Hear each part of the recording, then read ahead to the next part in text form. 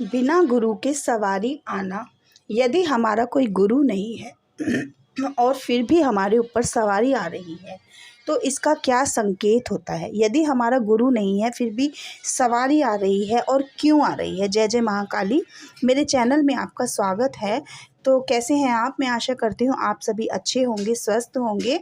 और अगर आपने मेरे चैनल को लाइक और सब्सक्राइब नहीं किया है तो कृपा करके कर दीजिए ताकि मेरी आने वाली वीडियो आप तक जल्द से जल्द पहुँच सके। आज का विषय है बिना गुरु के सवारी का आना।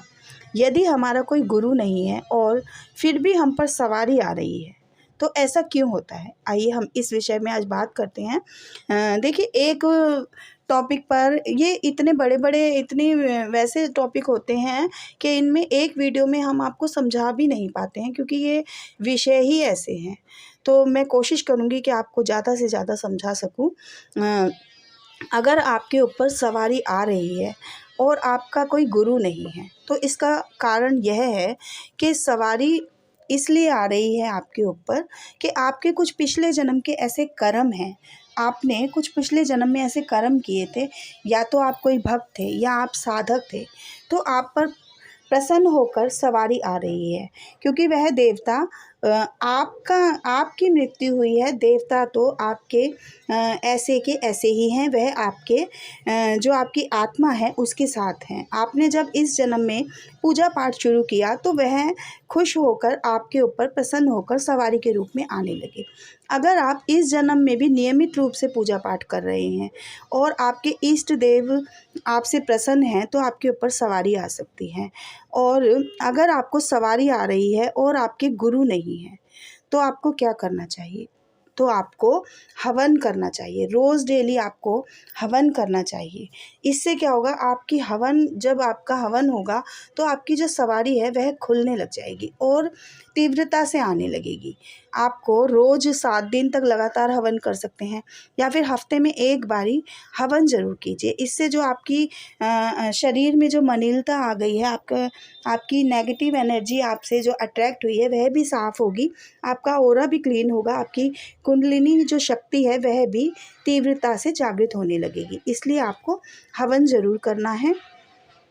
अगर आपकी आँखों में इष्ट देवता को अपने देवता को देखकर आंसू आ रहे हैं तो यह भी एक कारण होता है कि आपके ऊपर आपके इष्ट देवता की कृपा होने लगी है। आपका जो शरीर है वह झंझनाहट होने लग जाती है, रोंगटे खड़े हो जाते हैं, आपको बड़ी बड़ी उबासियाँ आने लग जाती हैं। आप पूजा कर रहे हैं, आसन पर बैठे हैं और आपको बड़ी बड़ी उबासियाँ आ रही हैं, तो यह भी एक संकेत होता है कि आपको पता चल सकता है कि आपको आने वाले समय में सवारी आ सकती है, आने वाली है।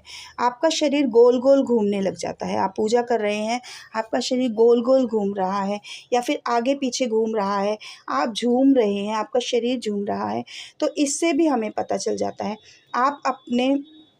आप सपने में अपने आप को देख रहे हैं कि आपने दरबार लगा रखा है। यह एक बहुत बड़ा संकेत होता है कि आप सपने में देख रहे हैं कि आपने दरबार लगा रखा है, या आप किसी का संकट काट रहे हैं, या आपने कोई जो मंत्र को सिद्ध किया है उस मंत्र को आप पढ़ रहे हैं और किसी पर फूंक रहे हैं, किसी के कष्ट काट रहे हैं। तो यह एक बहुत बड़ा संकेत होता है कि आपके इष्ट देवता की आप पर कृपा है और आप आने वाले समय में दरबार लगाएंगे, आप सवारी आपके ऊपर आएगी। इन संकेतों से आप पहचान सकते हैं कि आपके ऊपर सवारी आने वाली है। आपको अपनी पूजा का स्तर बढ़ाना चाहिए। अपने मंत्रों को अगर आप 5 माला कर रहे हैं तो आपको 11 माला कर देनी चाहिए। इस तरह से आपको अपना स्तर बढ़ाना चाहिए। भगवान का नियमित रूप से भोग चढ़ाना चाहिए, भोग प्रसाद। ये नहीं है कि आप भूल जाएं। आपकी जो शक्तियाँ हैं वह आपसे प्रसन्न हैं। आपको कोई भी गलती नहीं करनी है और अपने अनुभव किसी को नहीं बताने हैं। और देखिए, अगर बिना गुरु के आपके ऊपर सवारी आ रही है तो आपको क्या करना है, आपको सावधानी यह बरतनी है कि आप क्या करते हैं, आप यूट्यूब पर कोई भी ऐसी वीडियो देख लेते हैं, कोई भी आपसे कुछ भी कह देता है, आप वही साधना करने शुरू कर देते हैं। तो यह काम आपको बिल्कुल भी नहीं करना है। आपको कोई भी साधना नहीं करनी है जिसका आपको पता ना हो। आपको पूर्णतः से जिस साधना के बारे में पता ना हो, किसी भी ऐसे शाबर मंत्र का जाप नहीं करना है जिस मंत्र को आपको पता ना हो, पूरी जानकारी ना हो। देखिए, मैं नहीं चाहती कि आपके साथ में कोई गलत हो जाए, कोई गलती हो जाए, कोई नेगेटिविटी आपसे अट्रैक्ट हो जाए। तो आपको आपके गुरु नहीं हैं, आपको सावधानी से जो आपको पूजा करनी है, मैंने आपको पहले भी बता रखा है कि आपको ज़्यादा किसी चक्कर में ना पड़ के ओम क्रीम कालिकाय मंत्र का जाप करना चाहिए। यह एक बहुत प्यारा मंत्र है, यह भी हमें माता काली के दर्शन कराता है, माँ से मिलवाता है। यह एक बीज मंत्र है, यह धीरे धीरे अपना कार्य करता है। आप जैसे जैसे पूजा करनी शुरू करते हैं, यह धीरे धीरे अपना कार्य करता है। जैसे हम एक बीज को बोते हैं, उसी तरह से धीरे धीरे पत्तियां निकलती हैं, वह एक पौधा बनता है और फिर उसके बाद में वह वृक्ष बनता है। तो इसी तरह से आपको करना है। मैं माँ से प्रार्थना करती हूँ कि माँ आपकी सवारियों को खोले और आपको एक अच्छे गुरु तक पहुँचाए। देखिए, गुरु जो है एक अच्छा मिलना बहुत ही मुश्किल है। अच्छा गुरु कहाँ से मिलेगा, यह भी आपको माँ से प्रार्थना करनी है कि माँ, हमें ज्ञान नहीं है, हम कुछ नहीं जानते हैं, हमें कुछ पता ही नहीं है, हम छोटे बच्चे हैं। माँ, हमारे गुरु का हमें दर्शन करवाइए, हमारा मार्गदर्शन कीजिए। हमारे गुरु का चयन करने की जिम्मेदारी हमने आपको दी है। तो माता काली आपको स्वयं आपके गुरु के दर्शन करा देंगी और आपको उनसे मिलवा देंगी। यदि बिना गुरु के आपके ऊपर सवारी आ रही है तो वह आपके पूजा पाठ से प्रसन्न होकर आ रही है। अगर सवारी आ रही है, बोल नहीं रही है, तो एक कारण यह भी हो सकता है कि हो सकता है आपकी पूजा पाठ को आपके घर में कोई पसंद ना करता हो, आपके घर में लोग उसे ढोंग मानते हों या आपकी सवारी की निंदा करते हों, कभी उन्होंने भूल चूक से कोई अपशब्द कह दिए हों, तो इसलिए भी सवारी आती है मगर वह अपना मुंह नहीं खोलती है।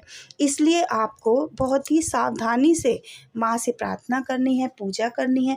आपकी सवारी भी खुलेगी और आपको माता रानी दर्शन भी देगी। देखिए, जब आपको गुरु मिल जाते हैं, गुरु धारण करना इसलिए ज़रूरी होता है क्योंकि जैसे हमारे गुरु के अंदर जो शक्तियाँ होती हैं वह हमारे अंदर भी आनी शुरू हो जाती हैं, हमारा भी पूजा का स्तर बढ़ने लग जाता है। अगर हमें कोई परेशानी होती है तो वह हमारे गुरु की वजह से वह परेशानी रुक जाती है, हमारे तक नहीं आ पाती है। और जिस तरह से हमारे गुरु पर सवारी आती है उसी तरह से आप पर भी सवारी आती है। जैसे आपके गुरु पर अगर जीभ निकाल कर माता काली आती हैं तो उसी तरह से आप पर आएंगी। अगर उनके ऊपर सौम्य स्वभाव में आ रही हैं, बिना जीभ निकाले आ रही हैं, तो आपके ऊपर भी ऐसे ही सवारी आएगी। इसलिए आपको गुरु धारण, देखिए, जब समय आएगा तो माता काली आपको गुरु धारण अपने आप ही करा देंगी। आप परेशान ना होइए, आपका सिर्फ यही कार्य है कि आप अपनी पूजा का स्तर बढ़ाइए, मंत्रों का जाप कीजिए। आने वाली दिवाली जो है उस पर ज़्यादा से ज़्यादा माता काली को मनाइए। माता काली का जो सबसे बड़ा दिन होता है वह अमावस्या होती है और जो काली चौदस होती है यानी दिवाली का दिन भी सबसे बड़ा होता है। इस दिन आप माँ के अर्धरात्रि में माँ की पूजा कीजिए। अपने आसन को पहले जल हाथ में लेकर उसे सुरक्षित कर लीजिए कि मैं हनुमान जी को साक्षी मानकर माता काली की पूजा कर रहा हूँ, मुझे मेरी पूजा को स्वीकार करने दीजिए, कोई भी नेगेटिविटी ना आ पाए। जय माता।